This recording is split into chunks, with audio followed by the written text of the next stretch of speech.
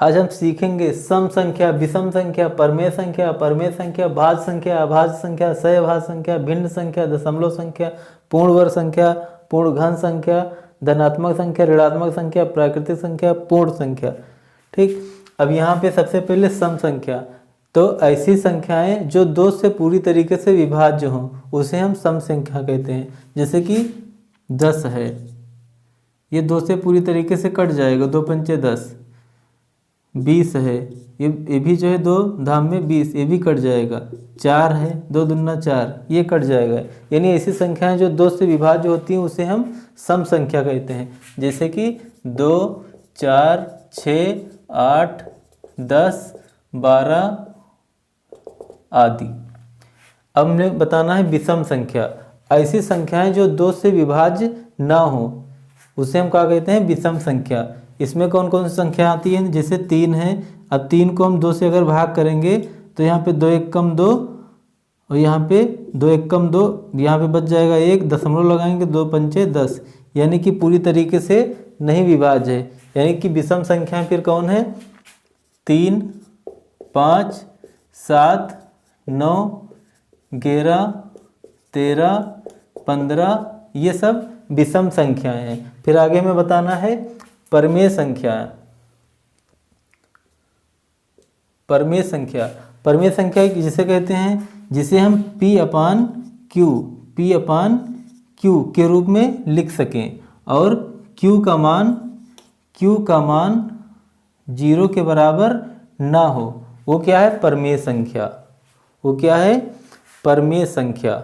जैसे कि हम लिख सकते हैं इसमें 2/3, 4/5, 1/6, -7/3, ये सब क्या है?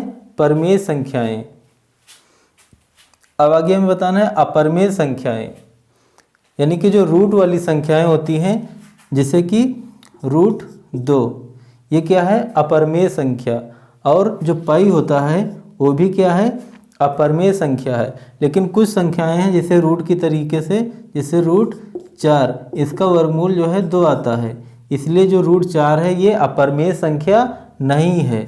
तो जो अपरमेय संख्या है हम कह सकते हैं कि ये, यानी पाई हुआ, √2 हुआ, √3 हुआ और √5 हुआ, ये सब क्या है?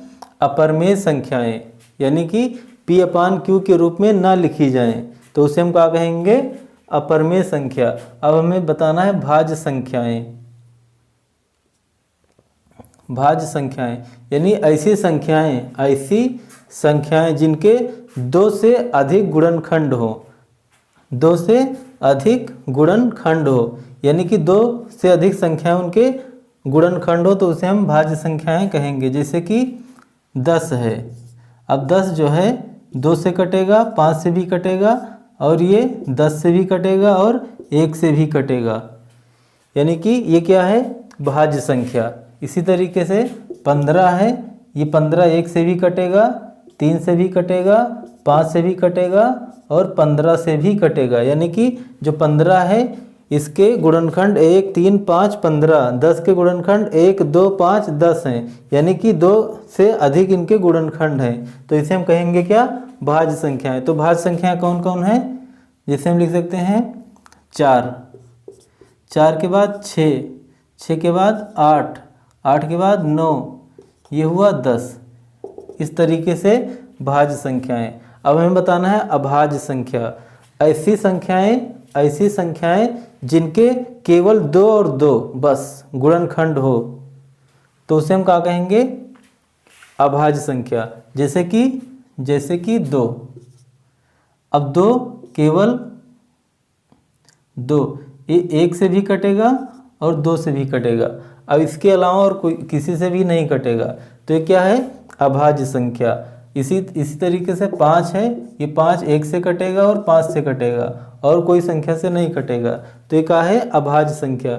इसी तरीके से 7 के भी यहाँ पे 7 को 1 काटेगा और केवल 7 ही इसको काटेगा, यानी कि 7 के केवल 2 गुणनखंड है, 1 और 7। ठीक, इसी तरीके से 11 को 1 काटेगा और 11 ही काटेगा। इसके बाद 13, यानी कि ये क्या है, सब अभाज्य संख्याएं।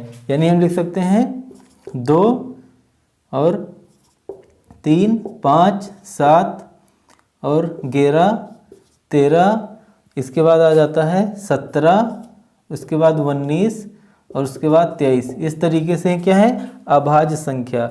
अब सह अभाज्य संख्या किसे कहते हैं, यानी ऐसी दो संख्याएं जिनका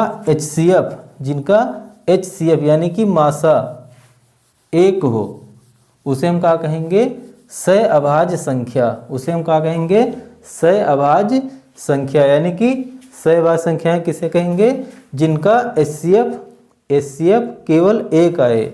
जैसे कि 15 है और 7 है, 15 है और 7 है, तो इनका गुणनखंड करेंगे तो 3 गुणे 5 आएगा और 7 जो है यहाँ पे 1 गुणे 7 आएगा। 3 पचे 15, 7 एकम 7। तो अगर इनका HCF हमें निकालना है तो इनका HCF कितना आएगा, 1 ही आएगा, क्योंकि यहाँ पे कोई कॉमन है नहीं इसमें। तो 7 और 5, 7 और 15, 7 और 15, ये क्या है, सह अभाज्य संख्या। इसी तरीके से और निकाल सकते हैं, जैसे कि 20 और 13, यहाँ पे 2 पंचे 10 दूनी 20, यानी 2 पंचे 10 दूनी 20, और यहाँ पे 1 गुणे 13। यहाँ भी इनका जो HCF आएगा यानी कि जो मासा आएगा वो 1 आएगा। यानी कि 20 और 13 ये क्या है, 20 और 13 ये क्या है, सह अभाज्य संख्या। सह अभाज्य संख्या। अब हमें बताना है भिन्न संख्या। अब भिन्न संख्या किसे कहते हैं, जिन्हें हम P/Q के रूप में लिख सकें, उसे हम क्या कहेंगे, भिन्न संख्या। जैसे कि 5/7, 3/4, ये सब क्या है, भिन्न संख्याएं। इसको हम लिख सकते हैं 2/, इसे लिखते हैं 2/5, 3/4, 6/7, 2/ कुछ भी लिख दें 8, ठीक। तो ये हो जाएगा भिन्न संख्या।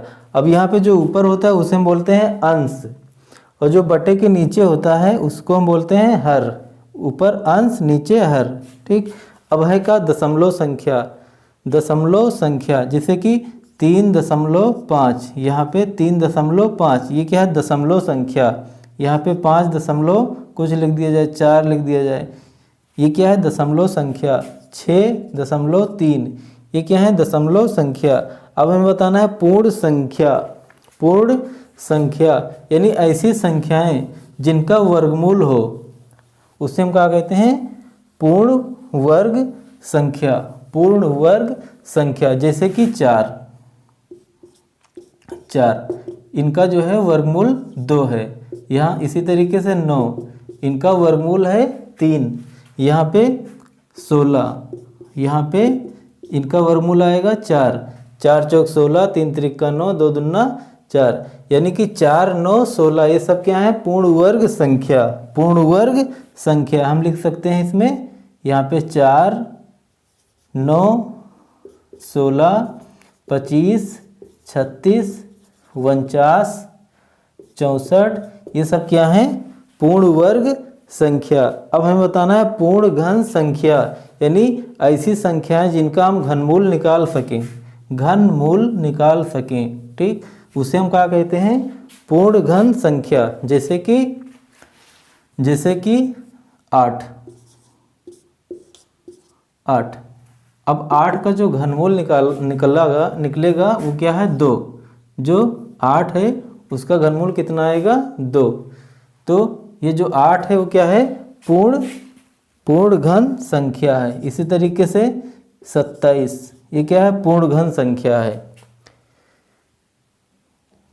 64, ये क्या है, पूर्ण घन संख्या है। 125, ये क्या है, पूर्ण घन संख्या है। इन 125 का घनमूल आएगा 5, 64 का आएगा 4, 27 का आएगा 3, 8 का आएगा 2। तो ये क्या है, पूर्ण घन संख्याएं। अब आगे बताना है धनात्मक संख्या। तो धनात्मक संख्या जैसे कि जो संख्या रेखा होती है, तो संख्या रेखा यहाँ पे बीच में होता है 0, और बाईं की तरफ होता है ऋणात्मक संख्याएं, और दाहिनी तरफ होता है धनात्मक संख्याएं। तो संख्या रेखा के जो दाहिनी तरफ संख्याएं आती हैं वो सब क्या है, धनात्मक संख्या। ठीक, तो इसमें हम लिख सकते हैं कोई भी संख्या जैसे कि 2 है, 5 है, 8 है, 6 है, 7 है, ये सब क्या है, धनात्मक संख्या। ऋणात्मक संख्या किसे कहते हैं, जिस संख्या के अंत में जिस संख्या के आगे माइनस लगा हो, जिस संख्या के आगे माइनस लगा हो, ऋण लगा हो, उसे हम क्या कहेंगे, ऋणात्मक संख्या। जैसे कि -3, -6, -7, -8, ये सब क्या है, ऋणात्मक संख्या। अब हमें बताना है प्राकृतिक संख्या। प्राकृतिक संख्या यानी कि प्राकृतिक संख्या, तो प्राकृतिक संख्याएं कौन सी हैं, गिनती वाली संख्या, यानी कि 1, 2, 3, 4, 5, 6, ये सब क्या है, प्राकृतिक संख्याएं। क्या है, प्राकृतिक संख्याएं। 1, 2, 3, 4, 5, 6 डॉट डॉट डॉट, ये सब क्या है, प्राकृतिक संख्या। अब हमें बताना है पूर्ण संख्या। तो पूर्ण संख्या भाई, प्राकृतिक संख्याओं के आगे अगर हम 0 यानी कि इसके आगे 0 लगा दें तो हो जाती है पूर्ण संख्या, यानी कि 0, 1, 2, 3, 4, 5, 6, 7, ये सब क्या है, पूर्ण संख्या।